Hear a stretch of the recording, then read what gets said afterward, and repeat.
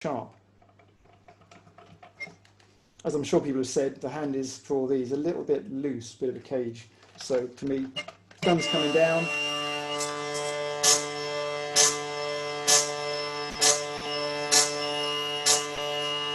And once you've done that, you'll do the opposite, the exact opposite. And for me, it's the fingers, this finger is sort of dug in there, that finger's underneath it, this finger's coming up.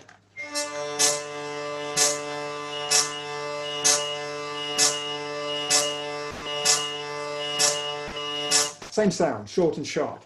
So it'd be very easy to combine the two, some simple pattern, top and bottom. We could say,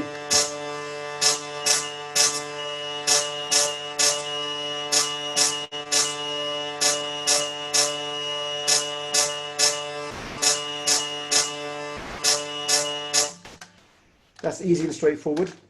All these patterns, you could play them along to a metronome to make sure you're in time.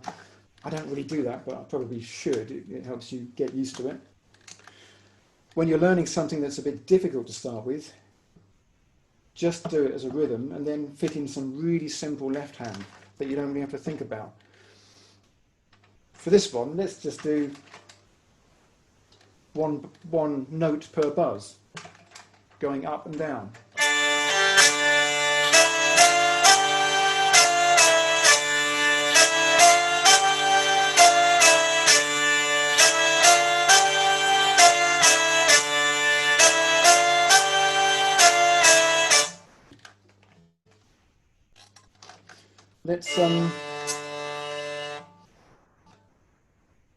We'll try to put in some extra buzzes. If you're trying to work up to playing 4, you've gone 1 and 3, you want to put in 2 or 4.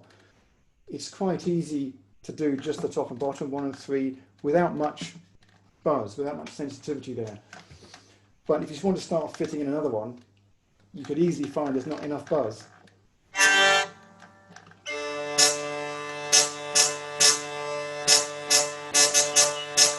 So that's not really buzzy enough, and the tendency then will be to speed up. So you've got to have more buzz.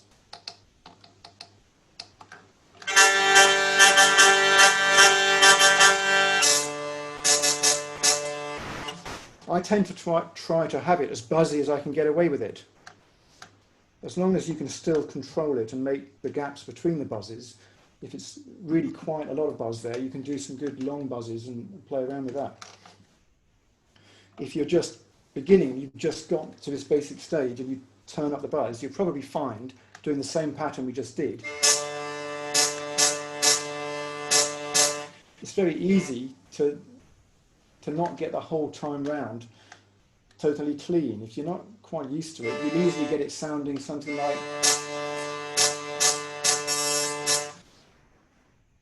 that. You haven't got far enough round, so it's quite buzzy. You have to think where you're ending up at the end of the buzz, not just the buzz you're doing. So if you want to do a short buzz from the top, but your next buzz is a whole time round on the next beat, you need to move a bit faster than if you were just doing a half turn. But you don't want to make the buzz longer. I mean, sometimes you do, but if you're trying to make it the same, it's got to be more forceful, so you're travelling a bit farther.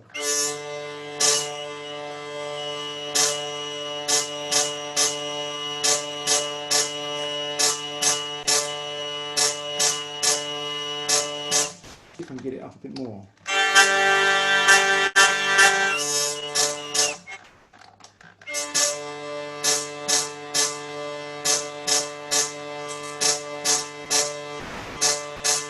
So they're short and sharp buzzes, but it's quite a lot buzzier now. It's possible now to turn one revolution. You can make it fairly short and sharp like that, or you can drag it out. So let's see.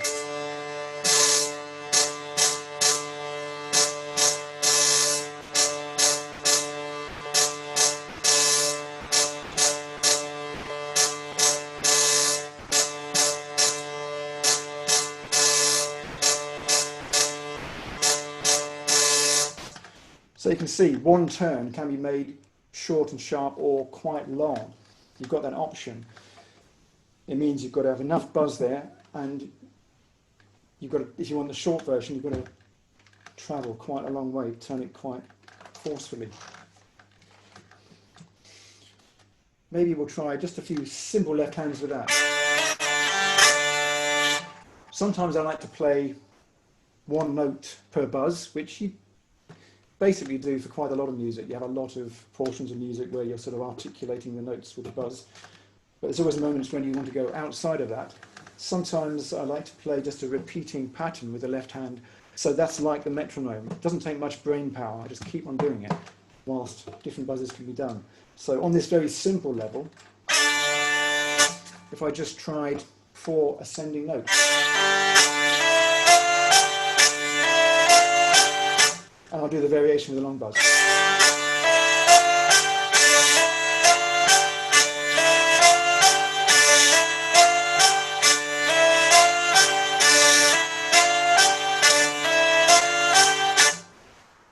That's simple, but it's just playing around with simple things, isn't it?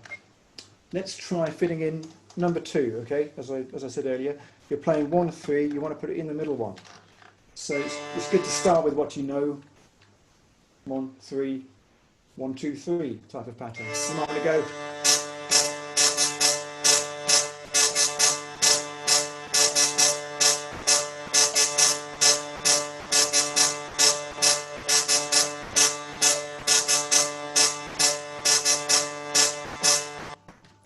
You could mix that up with the long buzz.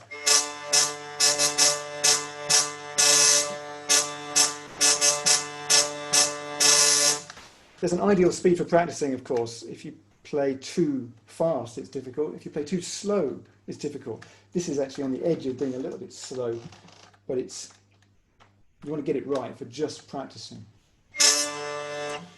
If we put in a simple pattern with that, we'll start off with just 1 note per buzz.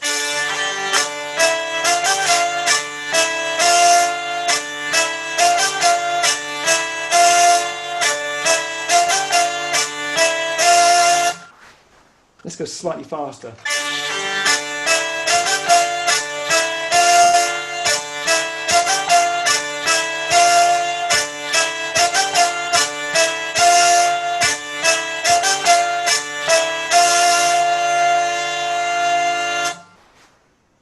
And we could do similarly with number 4. 1-3, 1-3-4. The basic sort of.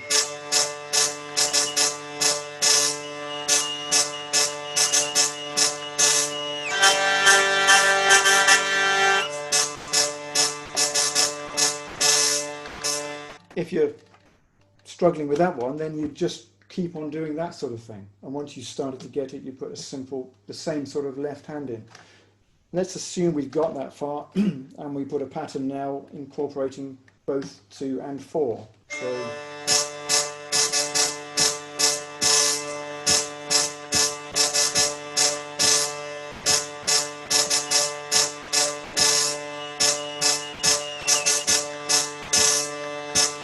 simple left hand sort of thing.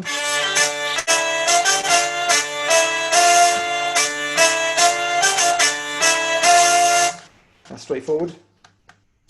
You could, if that's easy, the second time maybe you would put a whole 4 in. I'm going to go slightly faster, perhaps.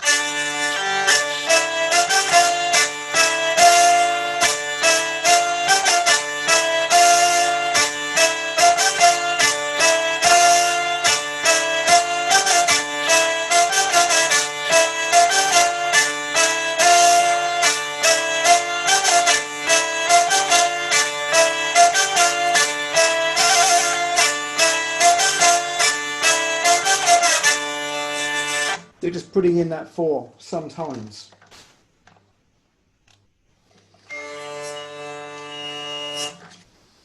How about we go to just a repeating, same thing again, a repeating sort of metronomic pattern with the left hand.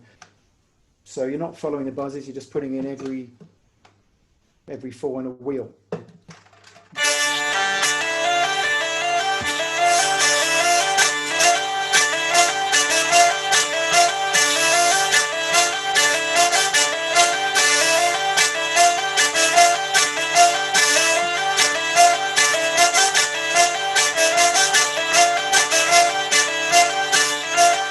We could speed up a bit in terms of the, not as speed, let's put a few more sort of 4s in, change it a bit.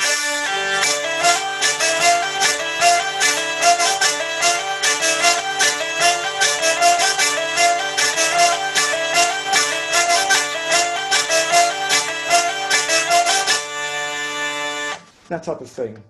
Anyway, these sort of repeating patterns, it doesn't take much brain power. You can just set yourself going and then think about all sorts of rhythms with the right hand.